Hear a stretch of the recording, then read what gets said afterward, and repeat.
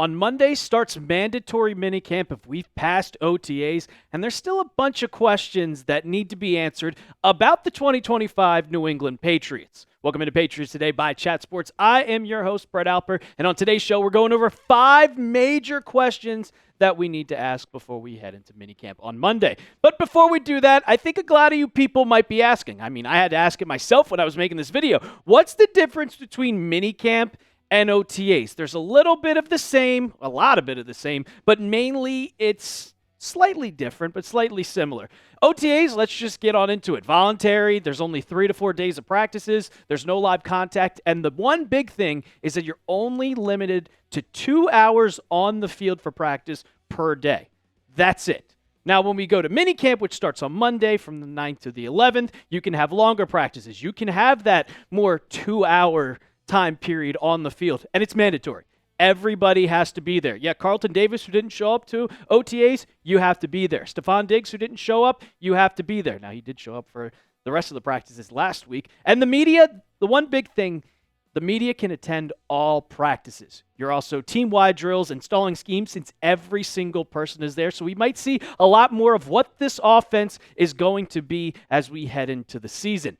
Now, before we get into the questions, I got my boss sitting on me on today's video. He's staring down at me right now. It's kind of intimidating. So I got to ask you guys, can we get 20 subscribers on this video? Can you guys hit that big red sub button to subscribe to Patriots Today? We're bringing you a video every single day, the best coverage on YouTube when it comes to the Patriots. So subscribe right now. First question, and this is a big one, because right now you do not have your defensive coordinator, Terrell Williams, just on the field. He has not been to practice. He has not been to rookie minicamp. He has not been to OTAs because he is dealing with a health issue. Now, I pray for him to get the best possible recovery. But really, I just want to know, when is he going to come back? Because right now you're having your linebackers coach, Zach Core, not Kerr, Core. They made it specifically in one of the articles I've read that that's how you pronounce it. He's taken over the defensive coordinator duties due to health reasons. He says he's an extension of Terrell Williams. Now, both of them have worked in Tennessee with Mike Vrabel when Mike Vrabel was the head coach of the Titans. And the one big thing is, though, from what I've read, is there's no timeline for Williams' return. I don't know specifically what the health problem is. I'm just wishing the best for him. He did go on media Zooms when it was rookie minicamp and spoke to the media from his house. So that's a good thing. He's still getting involved with the team. He's still talking to Mike Vrabel. He's still talking to his players. But I want him to be out there getting this defense together, getting your schemes together, because he's a new defensive coordinator and he's got to be there. Now, Zach Core will continue to fill the role until he returns. But if he does not return, that could be a major question. Is he going to coach this season? These questions start building up as we get further and further close to the season. It's now June, and he hasn't been there since the beginning of May. So that's something that you could take into consideration. Now for Core, he says this: I'm just an extension of T. And Frabes, and echoing that message to the unit, talking about his defense. T and I meet every single day. We talk every single day. We Zoom. We're always on the same page. Really, it's just my voice is the one doing it. There's a little extra stuff with how practice goes, but for the most part, I'm an extension of it. And I love to hear that. They're working together. So Terrell Williams, he's kind of just coaching through the eyes. Like, I don't want to be mean here, but it's kind of like a puppet. Terrell Williams is telling exactly what Zach should do for this defense, how he should run it, and he goes in and coaches this throughout OTAs. And Terrell Williams, he said about his linebackers coach and the now acting defensive coordinator, he's going to be a superstar in this league. Smart, and more than anything, he has the ability to connect with his players. And some of the coaches, they've been also saying a lot of just praising Zach Kerr, just how much he's been involved with the team, and I think that's going to help. It's also going to help you get your linebackers coach to be able to fill in that role and just learn from the defense, get your coaching abilities heightened as you step into that bigger role. I hope for the best for him, man. Come get well, Terrell Williams. Now, the second question that I got to ask is, how is Josh McDaniels handling Drake Maye? We saw that first OTA practice, and it was not good.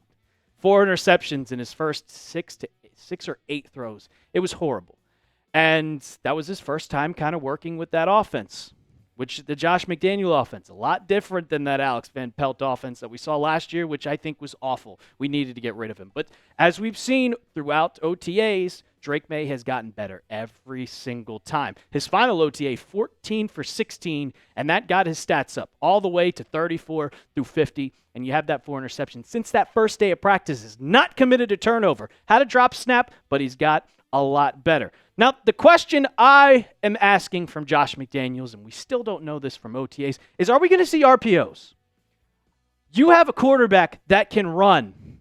You have a great quarterback that can run the ball, and we're just not seeing Drake Maye have designed runs in 2024. We didn't see that once since he became the starter. And if you look at the stat from Taylor Kyles, who's big in the Patriots Twitter world, works for Patriots CLNS, he said that Drake Maye led the NFL with 395 rushing yards on scrambles since becoming the starter in Week 6. Number 1. That's insane. Jaden Daniels was second, and Justin Herbert was third. So we know he can run the ball. We know he can make plays with his legs. So why last year did we only have Drake Maye running 3 design plays? Alex Van Pelt, this is why you're not the offensive coordinator, because you're just not setting him up for success. I would love to see, especially bringing in Travion Henderson, getting your other wide receivers like Stephon Diggs and bringing in Kyle Williams through the draft. You have a perfect offense to run the RPOs. Oh, you also improved the offensive line. So please implement these RPOs. Please implement just a different type of offensive scheme to help Drake Maye than just a boring-ass offense that we saw with Alex Van Pelt. Now, as we go into minicamp, it's still going to be kind of hard to see because you're not going at full speed. You don't get full contact. You're not wearing pads. So, but I would just like to see it implemented, please. Can we please see just a little bit more of Drake Maye using his legs? Now, I don't want to see Drake Maye taking the hits that he did last year, but you teach him, hey, just slide. If you implement designed run plays like how the Bills have with Josh Allen, it's going to be successful. So that's one big question I have to see is how is Josh McDaniels going to use the second year of Drake Maye? Do you guys want to see Drake Maye run more? Because I do. I've seen how big he is. I've seen how fast he is. You saw the stat when he can scramble. Do you want to see him? Type Y for yes or type N for no. Let me know down in the comments section. Third question, who's going to be the starting left guard? Is it going to be Cole Strange? Is it going to be Tyrese Robinson? We have the biggest question on the offensive line. You know Will Campbell is going to be your left tackle. You know Garrett Bradbury is going to be your center. For now, I'll put an asterisk there for now with Jared Wilson maybe getting reps. Mike Owenu at right guard, Morgan Moses at right tackle. Both of those guys are recovering from injury, but I expect them to be ready week 1 for sure. Big question is who's going to be at starting for left guard. That's your biggest. That is the biggest hole in this entire offensive line. Biggest hole in the offense, to be honest here, because you filled all those spots throughout the draft and through free agency, but you didn't address the left guard spot. It's wide open. And we saw this from Mike Reese a couple days ago on the last day of OTAs, and it was that, hey, Cole Strange might not be your starter. One of the most surprising developments at Patriots' most recent practice open to reporters was seeing Tyrese Robinson at left guard, aligning next to Campbell, who had been a fixture at left tackle. Make note, he's playing left tackle. The 6'3", 319-pound Robinson was claimed off waivers from the Vikings last November and has only appeared in 1 game. So you have Cole Strange. You have Tyrese Robinson. We do not know who it's going to be. It's going to be a battle going into OTAs and going into training camp. And you also have this guy that you got in the 3rd round, 95th pick. Yeah, Jared Wilson is listed at a center. But he also has the ability to play any interior offensive line. And this is a tweet from Alan Lazar, who covers the Patriots, for the team. And Mike Vrabel at rookie minicamp, the first time we saw all the rookies together, yeah, he plays center. But Mike Vrabel wants to make note that all interior players should know how to play all 3 spots, know how to play left guard, know how to play center, know how to play right guard. You could plop him in, especially if Garrett Bradbury is showing that he can be that capable starting center and excel in that role, because it's new. We had David Andrews last year and a bunch of other guys trying to line up at center. I think we tried to put Cole Strange at center, and it didn't work out so well. So don't rule anything out. I would love to see Jared Wilson play that left guard spot. You're a third-round pick. We saw in that Forged in Foxborough documentary how much they absolutely love this guy. And if he's as good at center, he's probably just as good at left guard. So let's have that question for us as we head into minicamp. Now, before we get into the last two questions, this is the last time I'm going to put this sale up for you guys. And it's a Patriots t-shirt. It's a nice Patriots t-shirt. Use that URL, chatsports.com/PatsT. It's almost 60% off, $14.99. Last time I looked, all the sizes were still there. Small, medium, large, extra large, double XL. If you're a big, muscular dude, triple XL, go get your shirt today, chatsports.com/PatsT. I'll have it for you in the comments and description of today's video. Now, the next one, and this is kind of just, if you go on any Patriots blog website, you look at any podcast, you go on Twitter, this is the biggest question out of all of them, and it's just the decisions on wide receiver. That's all they're talking about. You look at the rumors. I've seen trade for Romeo Doubs, which we made a video. Trade for Terry McLaurin came out the other day. It's just outrageous. Now, this Patriots wide receiver depth chart there's about 3, 5, 7. There's 10 wide receivers on this depth chart right now. And it's about 4 of them only are locked. And going into September with the 53-man roster, the Patriots are probably only going to keep about 6 or 7 of these guys on the roster. So who is going to make the team and who's going to be left out? Well, you heard me. 4 guys are pretty much locked in, and that includes, obviously, Stephon Diggs. But there is also a lot of people, a lot of wide receivers that are on the bubble that were key factors last season, and we don't know who is it going to be next year? Who is going to be next year compared to last year? For me personally, after seeing OTAs, I think Stephon Diggs is going to be absolutely ready week 1. He was going all out, looking faster than Kayshon Boutte. Wink, wink, nod, nod, some foreshadowing there. I think he's going to be ready week 1. They talked about how he's probably going to miss the first four games, maybe be put on the PUP list. I don't know. But I think he's going to be ready week 1 because just how good he looked in OTAs. So here are my locks to make the roster. 4 wide receivers: Stephon Diggs, Kyle Williams, Pop Douglas, and Mack Hollins. Then it becomes a question.